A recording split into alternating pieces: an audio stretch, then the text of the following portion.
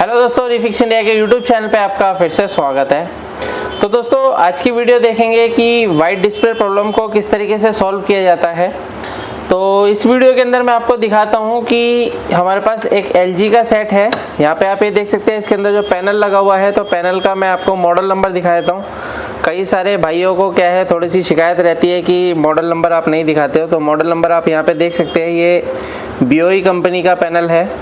और इसके अंदर देखिए जो प्रॉब्लम मैं आपको दिखा देता हूँ कि पावर लगाने के बाद यहाँ पे आप ये देख सकते हैं, इसके अंदर जो प्रॉब्लम है वाइट डिस्प्ले इस तरीके से आ रहा है। तो एक बार मैं दोबारा से ऑफ करके ऑन करके दिखाता हूँ आपको।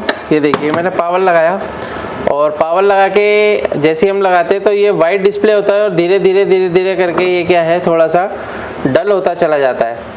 तो देखिए दोस्तों, ज़्यादातर जो ये प्रॉब्लम होती है वैसे तो ये गामा सर्किट से रिलेटेड दिक्कत आती है, लेकिन फिर भी एक बार हम चेक करते हैं।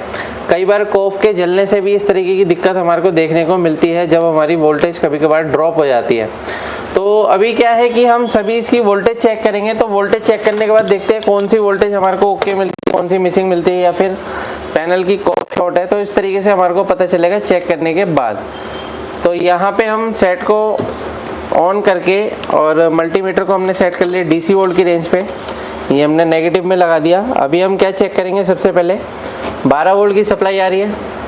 12 वोल्ट की सप्लाई आने के बाद हमारा क्या होगा कि ये जो वोल्टेज है कहाँ जाएगी, DC टू DCIC के अंदर जाएगी।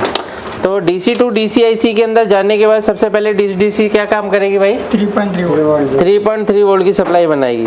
तो यहाँ पे आप ये देख सकते हैं, यहाँ पे जो हमारा 3.3 वोल्ट की जो सप्लाई है वो यहाँ पे बिल्कुल परफेक्ट तरीके से बन रही है।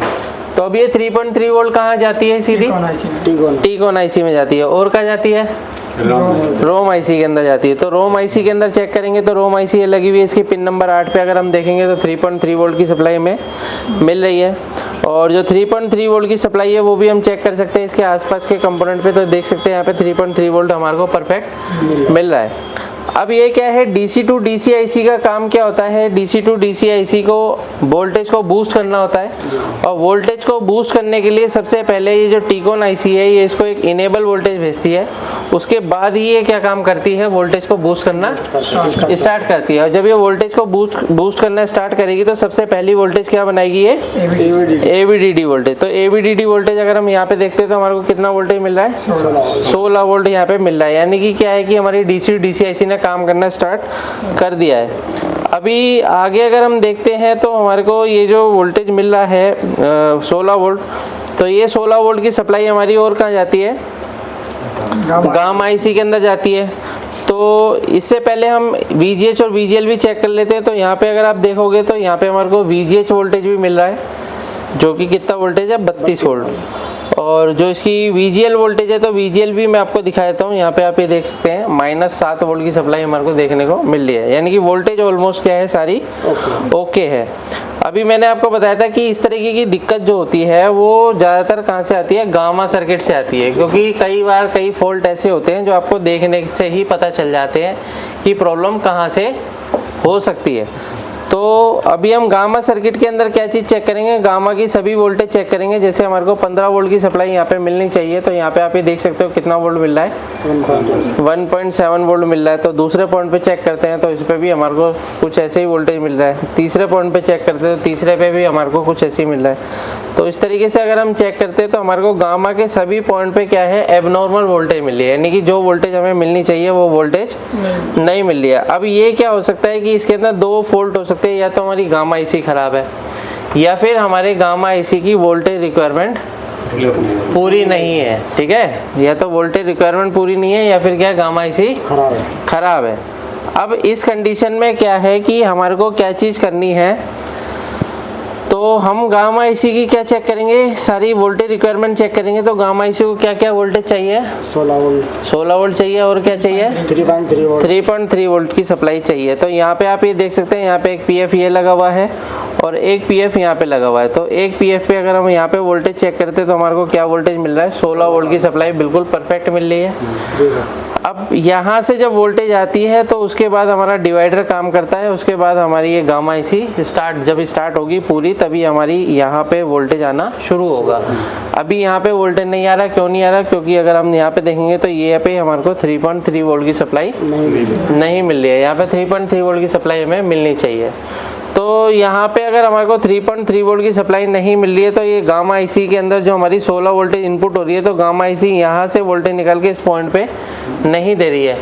तो हम क्या काम करेंगे, सबसे पहले यहाँ पे 3.3 वोल्ट की सप्लाई देके चेक करेंगे क्या कंडीशन बनती है। और जब भी आप यहाँ पे क्या है, कहीं पे भी आप जब वोल्टेज देते हैं तो आप बीच में एक रेजिस्टेंस लगा के वोल्टेज दे सकते हो। सीधा जंपर लगाना थोड़ा सा रिस्की रहता है, ठीक है ना।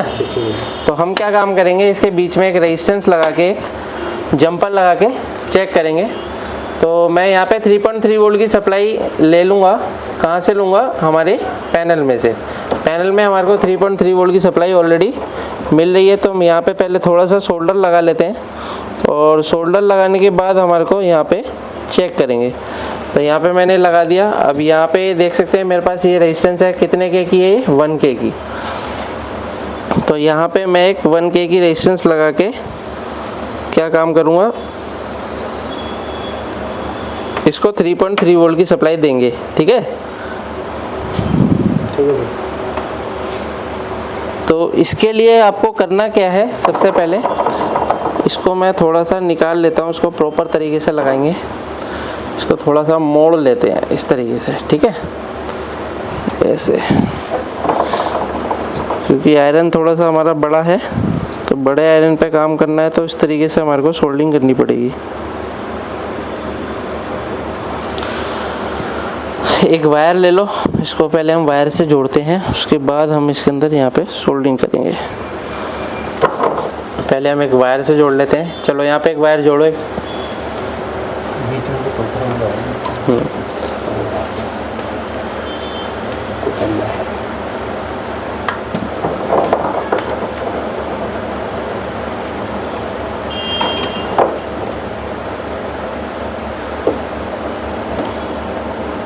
ये हमने रेजिस्टेंस पे जोड़ लिया। अभी क्या है कि हमारे को ये सोल्डिंग करनी है, तो इसको मैं ले लेता हूँ इस तरीके से। यहाँ पे हल्का सा पेस्ट लेके और यहाँ पे हम इसको लगाते हैं। बस थोड़ा सा ये ध्यान देना है कि जब भी हम जंपर वगैरह लगाते हैं तो आसपास में क्या है, शॉर्टिंग ना हो, जिसकी वजह से क्या होगा, कोफ भी जल सकती है, या फिर कोई आईसी बर्न भी हो सकती है, या फिर शॉर्टिंग भी हो सकती है।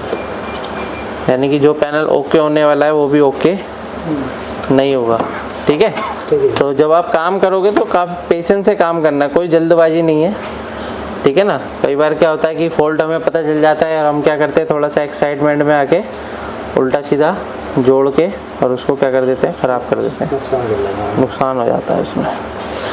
तो यहाँ पे मैं इसका जंपर ले लेता हूँ यहाँ से, ये है, मैंने यहाँ पे 3.3 वोल्ट की सप्लाई ले ली।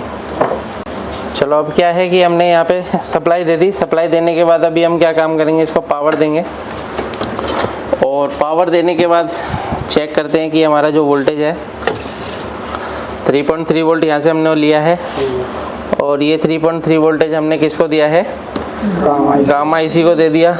अब ये गामा आईसी क्या है, देखो यहाँ पे वोल्टेज निकाल लिया, ये देखो निकाल लिया वोल्टेज, क्योंकि गामा आईसी को ही वोल्टेज नहीं मिलेगा तो गामा आईसी वोल्टेज नहीं निकालेगी, ठीक है। ये गामा आईसी ने वोल्टेज आउटपुट कर दिया। अब यहाँ पे देखेंगे तो सारी वोल्टेज देखो हमारे को मिल रही है, 15 वोल्ट मिल रहा है, दूसरे पॉइंट पे देखो 13 वोल्ट हो गया, है ना। तो यानी कि हमारे को क्या है, प्रॉपर वोल्टेज मिलनी शुरू हो गई है, यानी कि हमारी जो गामा सर्किट है वो काम करना शुरू हो गया है। तो देखते हैं अभी पिक्चर में क्या इफेक्ट आता है, पिक्चर हमारी सही होती है या फिर सेम कंडीशन में है। तो यहाँ पे आप ये देख सकते हो नो सिग्नल लिख के आ रहा है ना, ये नो सिग्नल लिख के आ रहा है। तो इसके अंदर क्या है, ये देखिए, ये अभी क्या है हमारा, ये देखिए यहाँ पे सेट हमारा प्रॉपर तरीके से चल पड़ा है। तो इस तरीके से आप किसी भी पैनल को आसानी से रिपेयर कर सकते हैं। अगर आपको पैनल रिपेयर करने में प्रॉब्लम आती है तो आप ट्रेनिंग ले सकते हैं, नीचे दिए गए कॉन्टैक्ट नंबर पर कॉन्टैक्ट कर सकते हैं। वीडियो आपको पसंद आए तो वीडियो को लाइक करें, शेयर करें, कमेंट करें। अगर चैनल को सब्सक्राइब नहीं किया तो चैनल को सब्सक्राइब जरूर करें। Thank you friends.